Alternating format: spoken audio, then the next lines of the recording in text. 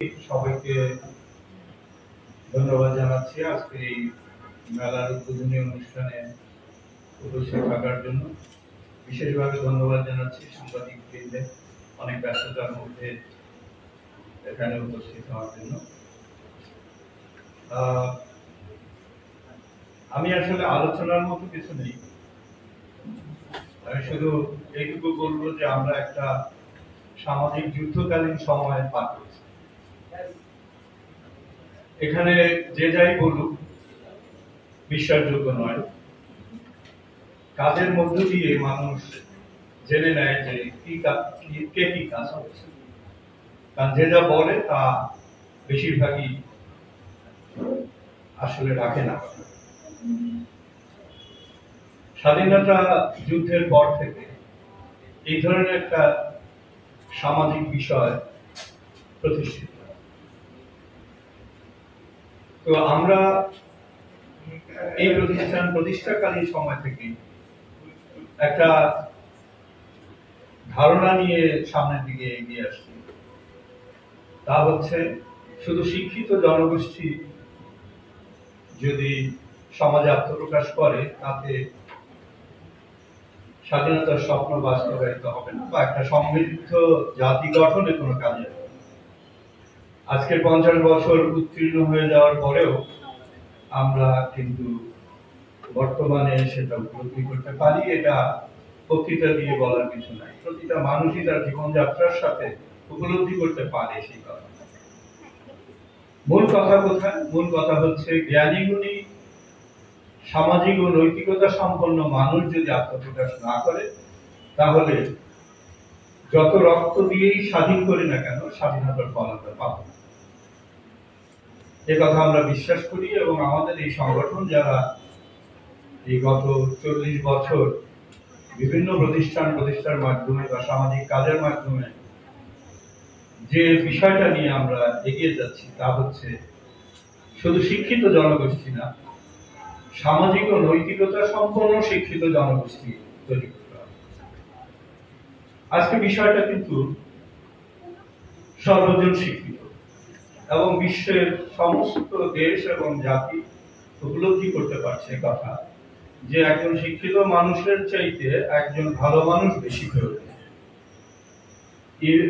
Even আমরা যদি নিজস্ব ব্যক্তিগত জীবন নিয়েও যদি ভাবি তাহলে পারিবারিক জীবনও সুখ শান্তিতে থাকার মূল চাবিকাঠি পরিবারের সদস্যদের একজন নৈতিকতা সম্পন্ন বা সামাজিক জ্ঞান সম্পন্ন মানুষের প্রয়োজন। পরবর্তীকালে শিক্ষিত বিষয়টা চলে আসে, কারণ জ্ঞান ছাড়া মানুষ সামনের দিকে অগ্রসর হতে পারে না। সেই জ্ঞানটা কি? একদিকে যদি আমরা মানবিক জ্ঞান সম্পন্ন বলি তা তো হলোই, কিন্তু কাজের মধ্যে কাজ করতে গেলে মানুষকে একটা সুনির্দিষ্ট জ্ঞান প্রয়োজন। কিন্তু একথা আর বলার অপেক্ষা রাখে না যে শিক্ষা আসলে বাণিজ্যিকীকরণ হয়ে গেছে আন্তর্জাতিক ক্ষেত্রে।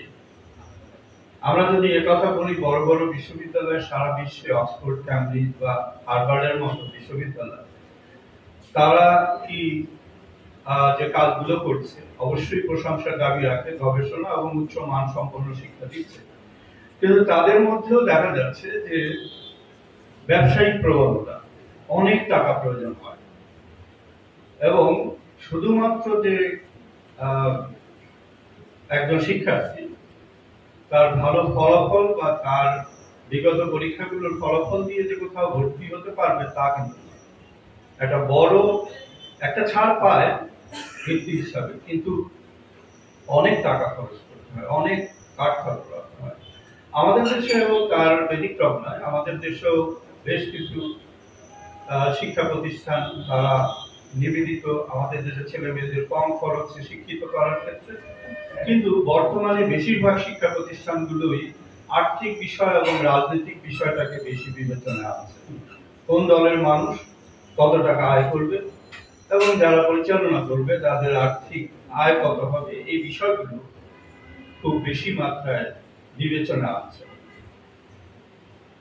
তো সেক্ষেত্রে আমার ওই কথাটা যথার্থ যে আমরা এখন একটা যুদ্ধকালীন সময় পার করছি। এক ধরনের উদ্যোক্তা আছে যারা দেশকে ভালোবাসে, দেশের মানুষকে ভালোবেসে নিজের অর্জিত যে আর্থিক অবস্থানকে কিছু সামাজিক উন্নয়নে কন্ট্রিবিউট করছে এবং সেখানে শিক্ষিত জনগোষ্ঠী তৈরি করার ক্ষেত্রে স্কুল, কলেজ, বিশ্ববিদ্যালয় প্রতিষ্ঠা করছে এবং সেখান থেকে তারা কোনো আর্থিক সুবিধা নেয়। এটা একটা গ্রুপ আছে, সংখ্যা যদিও দিন দিন কমে যাচ্ছে, কিন্তু আছে। আরেকটা গ্রুপ আছে যে আমাদের ছেলেমেয়েরা কোথায় যাবে, কি করবে, কি শিক্ষা নিবে, এটা তারা বিবেচনায় আনে না। এত টাকা দিবা, তুমি পড়তে না পারলে ফেল করবে। এই জিনিসটাও প্রতিষ্ঠিত হয়েছে। এখানে আবার দুইটা গ্রুপ আছে, একটা হলো সরকার নিয়ন্ত্রিত প্রতিষ্ঠান যেগুলোকে আমরা পাবলিক বিশ্ববিদ্যালয় বলি, আর প্রাইভেট বিশ্ববিদ্যালয় যা উদ্যোক্তারা নিজেরা পরিচালনা করেন, যেখানে সরকারি কোনো দান অনুদান আসে না, শিক্ষার্থীদের ফিস থেকেই তাদের খরচ তারা করে থাকেন। তো এখানে যদি শিক্ষা ব্যয়ের একটা বিষয় আছে, আজকের এই মেলাটা কেন প্রয়োজন পড়ে, যদিও ইউরা তার জন্ম লগ্ন থেকেই শিক্ষার্থীদের যাতে স্বল্প খরচে পাবলিক বিশ্ববিদ্যালয়ে পড়ার সুযোগ না পায় এবং না পেয়ে তারা প্রাইভেটে পড়ার ইচ্ছা পোষণ করে, তারা যাতে স্বল্প খরচে পড়তে পারে সেই কথা বিবেচনা করে আমরা এই প্রতিষ্ঠা করেছি এবং আজ পর্যন্ত এটা পরিচালনা করেছি। এরপরেও আমাদের আর্থিক এবং সামাজিক বিষয়গুলো যদি বিবেচনায় আনি, বাংলাদেশের বেশিরভাগ পরিবারের যারা পরিচালনা করে তাদের আর্থিক অবস্থা তার সন্তানদেরকে প্রাইভেট বিশ্ববিদ্যালয়ে যা ফিস নির্ধারণ করা আছে সেটা বহন করতে পারে না। যদিও ইউডা এবং আরো কিছু বিশ্ববিদ্যালয় খুব কম খরচে পড়ার সুযোগ করে দিয়েছে, তারপরেও সেটাও পারে না। আজকের মেলার যথার্থতা ওটাই। আমাদের রেজিস্ট্রার মহোদয় বললেন যেভাবে যে বিভিন্ন বিষয়ে ছাড় দেওয়া। একটা বিষয় উনি উল্লেখ করেননি, যেটা হলো আমাদের যারা এখন ছাত্র আছে তারা এবং যারা আগে ছাত্র ছিলেন, প্রাক্তন ছাত্র, এবং যারা আমাদের শিক্ষক মন্ডলী এবং কর্মকর্তা কর্মচারী আছেন, তাদের পরিবারের সদস্য যদি কেউ বিশ্ববিদ্যালয়ে পড়তে আসে তাহলে তাদের বিশেষ স্কলারশিপ বা বিশেষ বৃত্তি প্রদান করা হবে বা আগেও হচ্ছে। এই মেলায় আরো বেশি ছাত্র। আরেকটা বিষয় হলো হোস্টেলের কথাটা উনি বলেছেন যে হোস্টেলে থেকে এখনকার যে খরচ, আপনারা জানেন যে একজন শিক্ষার্থীকে একটা হোস্টেলে রেখে তাদের খাওয়া দাওয়া এবং শিক্ষক বা কর্মকর্তা যারা থাকেন তাদের সাথে তাদের খরচ অনেক বেশি, যার জন্য হোস্টেল যে ফিসটা আছে সেটা থেকে আর ছাড় আপনারা দিতে পারেন না। তবে হোস্টেলে থাকলে পরে একদিকে হোস্টেল ফিস আর একদিকে আবার টিউশন ফিস, দুইটা মিললে একটা বড় অঙ্কের খরচ অভিভাবকের হয়। সেদিকে বিবেচনা করে হোস্টেল খরচে ছাড় দিবেন না, তবে টিউশন ফিসে ছাড় দিয়ে দুইটা খরচ একত্র করে যাতে শিক্ষার্থী বা তার অভিভাবক একটা সাশ্রয়ী খরচে পড়াতে পারেন সেদিকে ইউনিভার্সিটি বিবেচনা আছে। অর্থাৎ হোস্টেলে যারা থাকবে তারা যদি রেজিস্ট্রার সাহেবের সাথে দেখা করেন, শিক্ষার্থীর হোস্টেলে থাকা খরচ এবং ফিস নির্ধারণ একসাথে করে একটা প্যাকেজ অফার এই মেলাতে ওরা করেছে। আমি এই অনুষ্ঠানে বেশি আলোচনায় না গিয়ে শুধু এইটুকু বলতে চাই যে আমরা উচ্চ মানের শিক্ষা নিশ্চিত করার ক্ষেত্রে আমাদের ব্যয় অনেক বেশি, কিন্তু আমরা তারপরেও আমাদের দেশের সাধারণ মানুষ যাতে করে তাদের ছেলে মেয়েদের, মেধাবী ছেলে মেয়েদের পড়ানোর সুযোগ পায়, সেজন্য আমরা এই বিশেষ মেলার ব্যবস্থা করেছি। আপনারা একটা জিনিস লক্ষ্য করবেন, যেটা খুব বেশি মাত্রায় প্রচার পেতে পারত। গত 2 বছর যাবত আমরা ঘোষণা করেছি যে এদেশের কোন ছেলে মেয়ে টাকার অভাবে পড়া বন্ধ হবে। কথাটা এরকম মেধাবী স্টুডেন্ট, সে পড়তে চাচ্ছে কিন্তু তার বাড়িতে টাকার কোনো ব্যবস্থা নাই, খেতেই পায় না বলতে গেলে। যা আয় করতে পারে তা তাদের জীবন চলার জন্য ব্যয় হয়, তাহলে পড়াশোনা করতে হবে। সেক্ষেত্রে এই প্রতিষ্ঠান বা এই প্রতিষ্ঠান যারা পরিচালনা করে তারা সেই দায়িত্ব নিতে চায়। এটা একটা বড় খবর। কিন্তু আপনারা একটা লাইন দেখবেন যে অভিভাবকের আয়ের সাথে সমন্বয় রেখে ফিস নির্ধারণ করা হয়। যেখানে প্রাইভেট বিশ্ববিদ্যালয়গুলো ফিস বৃদ্ধি করে বিভিন্ন প্রতিযোগিতায় নেমেছে, সেখানে ইউরা বলছে যে তো আপনার টাকা নাই, ঠিক আছে, মেধাবী ছাত্র তাকে আমরা আপনার যা আয় করে করেন তার সাথে আপনি কতটুকু ব্যয় করতে পারবেন শিক্ষার ব্যাপারে, সেটুকুই আমরা দিয়ে শিক্ষার্থীকে আমরা পড়িয়ে তাদের কর্মজীবনে পাঠাবো। কর্মজীবনে গিয়ে সে আয় করে পরিবারের হাল ধরতে পারবে, এবং পরিবারের হাল ধরতে পারলেই সে সমাজের এটা যদি একটা বড় জনগোষ্ঠী এভাবে এগিয়ে আসতে পারে তাহলে দেশেরও কাজে আসবে এবং আমাদের দেশটা সমৃদ্ধ হওয়ার পথে এগিয়ে যাবে। বিষয়টা কিন্তু অনেক বড় একটা বিষয়, কিন্তু খুব বেশি এটা হাইলাইটেড হচ্ছে না বা মিডিয়াতেও খুব একটা এ নিয়ে আলোচনা হচ্ছে না। যেখানে সবাই বৈষয়িক দিকটা দেখছে, সেইখানে যদি আমরা এরকম করে আমাদের দেশের ছেলে মেয়েদের ভালোবেসে তাদের মেধার বিকাশের জন্য পাশে দাঁড়ায়, সেটা একটা বড় ব্যাপার হওয়া উচিত। আমাদেরও তো খরচ আছে, পরিচালনা ব্যয় আছে, সেই পরিচালনা ব্যয় আমরা পকেট থেকে দিয়ে হলেও শিক্ষার্থীদেরকে মানুষ করতে চাই। এই বিষয়টা কিন্তু আমরা যারা আমাদের এই প্রতিষ্ঠানে কাজ করে শিক্ষকরা অনেক ক্ষেত্রে আমাকে বা আমরা যারা বোর্ড অফ ট্রাস্টিতে কাজ করি অনেকেই এরকম বলে থাকে যে আপনারা শিক্ষকদের বেতন কম নেন। এ ব্যাপারে আমি সবসময় পাবলিকলি বলে থাকি, আমরা কম দেই না, শিক্ষকরা কম বেতন নেন। এটা তাদের একটা কন্ট্রিবিউশন। যে সমস্ত শিক্ষকদের পারিবারিক আয় আছে এবং তাদের সামাজিক দায়বদ্ধতা আছে, দেশপ্রেম আছে, তারা অনেক সিনিয়র প্রফেসর, তারা মনে করেন যে এখন আমি কিছু কন্ট্রিবিউটরি কাজ করি, কাজে ইউডাতে আমি জয়েন করি। তারা যেটাই আমার ব্যয় হিসাবে দিতে পারে সেটাই ওনাদের সাথে আলোচনা করে ফিক্স করি। এখানে কোনো স্কেল নাই, এখানে প্রতিজন শিক্ষক তার সাথে আলাদা আলাদা আলাপ করে রেজিস্ট্রার অফিস তাদের স্যালারি নির্ধারণ করে। সেক্ষেত্রে ওনারাও অনেক ছাড় দেন। অর্থাৎ আমরা যারা উদ্যোগ নিয়েছি তারাই যে ছাড় দিতে পারবো তা তো নয়, কারণ আমাদেরও তো জীবনযাত্রা আছে, আমাদেরও আয়ের একটা সীমিত অবস্থান আছে, সেখান থেকে আমরা একটা ছাড় দিচ্ছি। আবার শিক্ষকরাও একটা ছাড় দিচ্ছেন তাদের দিক থেকে, এবং এটা অনেকে নেগেটিভলি না যে টিচারদের বেতন কম, কিন্তু আমি প্রকাশ করতে চাই সবাইকে যে বেতন কম মানে হলো শিক্ষকরা তাদের নির্ধারিত বেতন থেকে একটা ছাড় দিচ্ছে, কাজেই সেইটাই আসলে শিক্ষকদের ক্রেডিট। সেটা কোনো ভুল না। আপনাকে একটা বিষয় আমি সাহায্য করলাম, সেখানে কোনো টাকা নিলাম না, এটা কি গালি খাওয়ার কাজ করলাম নাকি না কন্ট্রিবিউটরি কাজ করলাম? আমাদের দেশে আসলে এরকমের বিষয়গুলো কিন্তু একটু ব্যতিক্রমী মূল্যায়ন হয়। তো আমি কৃতজ্ঞ যে আমাদের যারা এখানে নেতৃত্ব দিচ্ছেন এবং যারা শিক্ষকতা করছেন, উচ্চ মানসম্পন্ন শিক্ষা নিশ্চিত করায় দিনরাত পরিশ্রম করছেন, এবং আমাদের শিক্ষার্থীদের কর্মজীবনে এবং আন্তর্জাতিক ব্যাপারে গবেষণা এবং অন্যান্য কাজে যেভাবে নিরলস পরিশ্রম করে যাচ্ছেন এবং তারা স্বল্প খরচে যাতে শিক্ষার্থীরা পড়তে পারে সেজন্য চেষ্টা করে যাচ্ছেন, এজন্য তাদের প্রতি কৃতজ্ঞ এবং ধন্যবাদ জানাচ্ছি।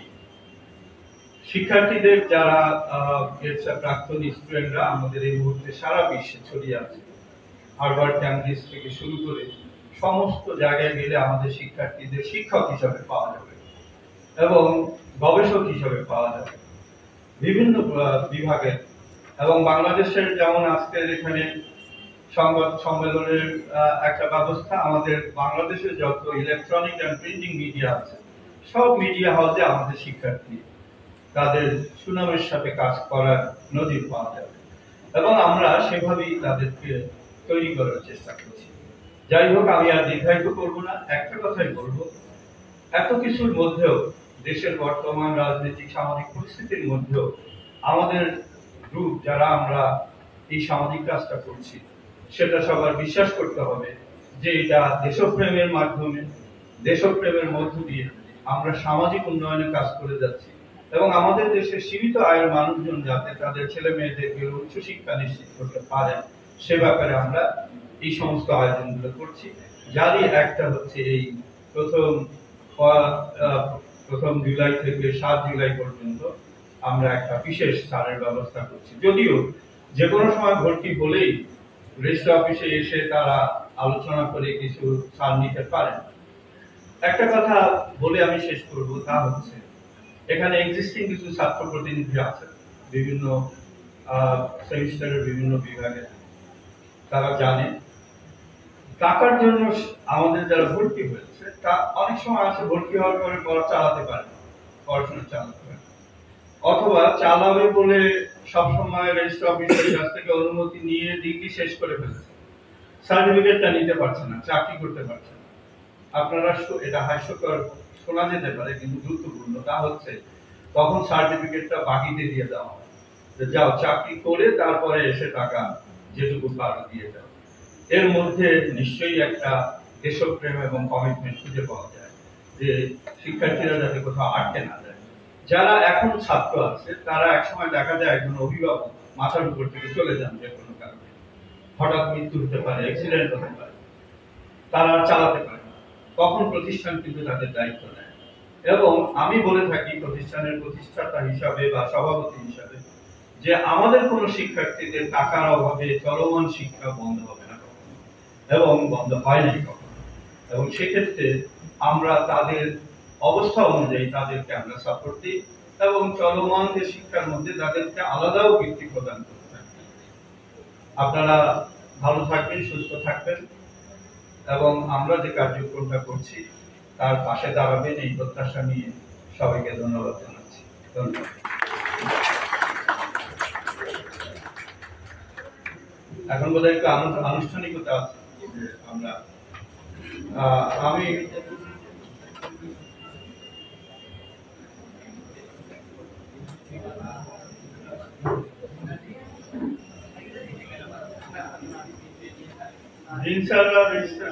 যদি আসে সবাই তো ওঠা যাবে না, সিনিয়র যারা আছেন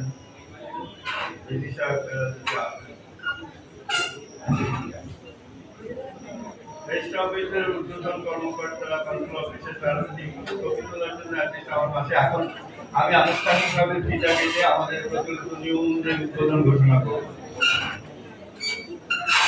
আসেন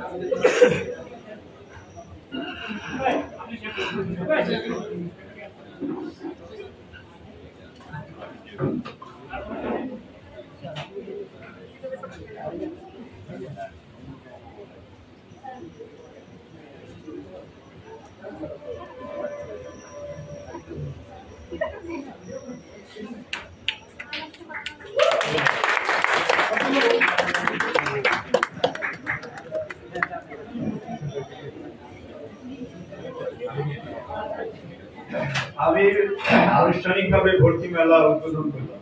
সবাইকে ধন্যবাদ।